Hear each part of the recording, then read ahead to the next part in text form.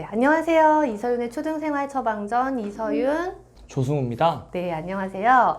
네, 오늘은요, 그 기억, 암기에 대한 이야기를 해보려고 해요. 제가 이제 학부모님이 학년에 올라감에 따라서 좀 기억력도 올라가느냐, 기억하는 거, 암기하는 거 좀 힘들어 한다라는 그런 질문도 많이 받아요. 근데 이제 요즘 같은 시대에 그걸 검색하면 바로바로 나오잖아요. 네. 근데 굳이 기억하고 암기해야 할 필요가 있을까요? 우리나라 교육이 워낙 기억, 암기만을 강조하는 교육이었기 때문에 아무래도 많은 분들이 그런 거에 대해서 좀 문제의식을 가지고 생각하시는 것 같고, 저도 거기에 동의를 하는데, 어떤 생각을 하거나 뭔가를 창조해낼 수 있는 재료가 많이 들어가 있다는 건 전 중요하다고 생각을 해서 우리가 주의를 가지고 접근해야 되지 않을까 생각을 합니다. 그러면 이제 기억, 암기하는 비법, 네. 암기 시간을 3분의 1로 줄이는 방법을 오늘 알려주신다고 네. 하셔가지고 뭐랄까, 제가 만든 막 대단한 암기법이라기보다는 기억을 잘하는 원리인 것이고, 사실은 뭐 저뿐만 아니라 실제로 연구를 해보신 분들도 이런 얘기들 많이 하시거든요. 그래서 그 방법에 대해서 얘기를 좀 해보려고 합니다. 초등학교 때도 이제 기억법을 연습을 하다 보면은 네. 이제 공부량이 많아지는 중고등학교 때는 훨씬 더 유용하게 쓰일 수가 있을 것 같습니다. 단적으로 좀 원리를 보여드리기 위해서 한 가지 예시를 좀 가지고 왔는데,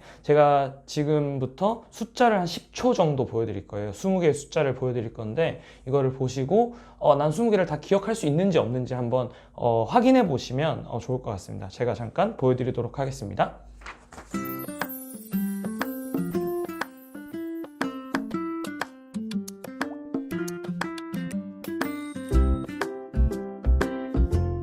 가 정말 짧네요. 네. 앞에 좀 외우고 네. 이렇게 몇 분 하다 보니까 끝났어요. 네, 사실 이 숫자를 이제 기억하신 분들도 있을 것이고 기억하지 못하신 분들도 있을 건데, 기억을 하신 분들은 분명히 제가 단언컨대 두 가지 어떤 원리를 적용하셨을 거라고 생각을 해요.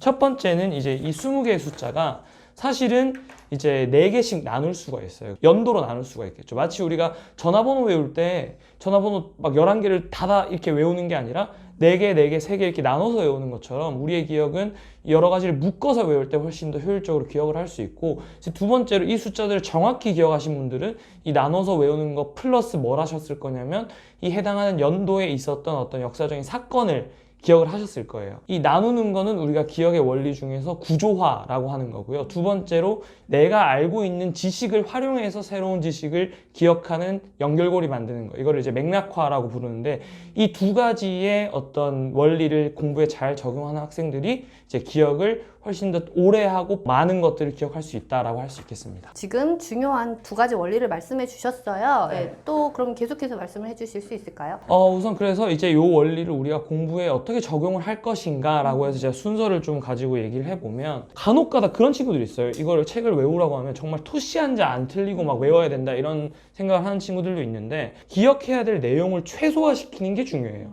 그래서 기억을 잘한다는 건 최소화시켜서 외웠는데 더 최대한의 내용을 끄집어낼 수 있다는 게 기억을 잘한다는 거거든요. 그렇기 때문에 묶을 수 있는 것끼리는 묶고, 그룹끼리도 관계를 맺어서 일종의 연결고리를 만드는 게 이제 구조화의 첫 번째 그 작업이라고 할 수 있겠는데, 이게 마인드맵이 중요한 이유예요. 결국 한 단어에서부터 여러 개를 계속 연결고리를 지어갈 수 있기 때문에 마인드맵이 기억하는데 되게 중요하다고 어떤 이야기되는 이유라고 할 수 있죠. 이거를 좀 연습을 하면은 정말 좋을 것 같아요. 네. 그리고 또 어떤 게 있을까요? 내가 머릿속에서 원래 알고 있던 지식을 활용해서 마치 거기에 이 연결고리를 끼운다고 생각하고, 그 연결고리를 끼워서 새로운 정보를 이렇게 받아들이면 훨씬 더 기억을 하기 쉬운데, 어원을 중심으로 어원 가지고 영어 단어 외우는데, 이게 바로 그 원리거든요. 결국은 어원 하나를 외워서 이제 그 어원을 기반으로 새로운 단어들을 외우는 거, 그걸 좀 응용하자면, 어떤 꼭 내가 아는 지식이 없더라도 새로운 지식을 마치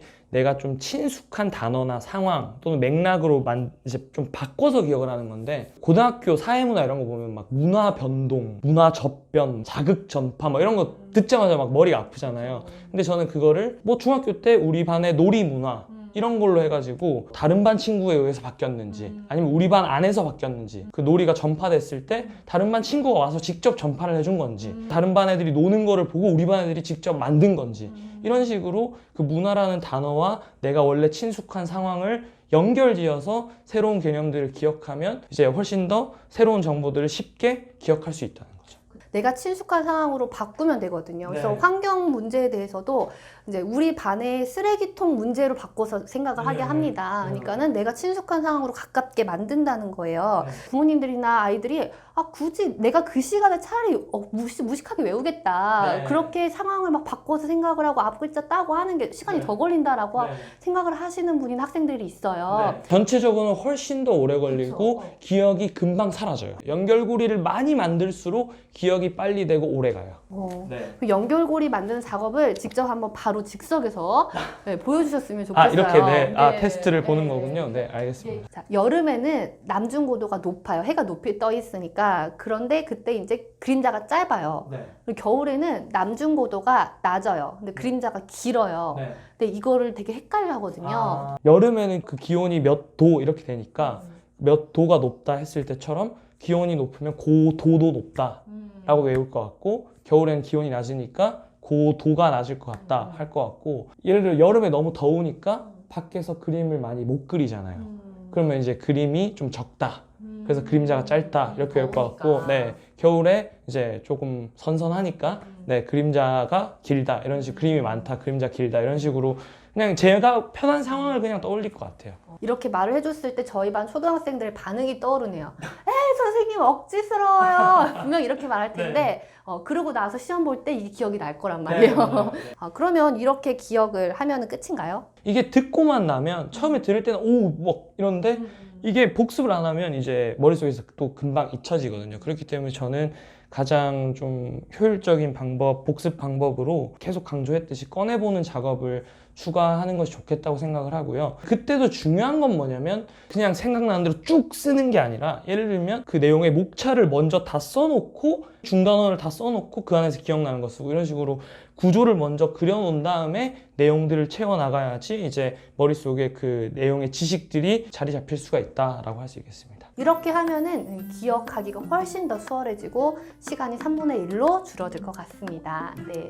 그러면 이제 우리는 다음 시간에 또 더 알찬 내용으로 만났으면 좋겠어요. 네, 안녕히 계세요.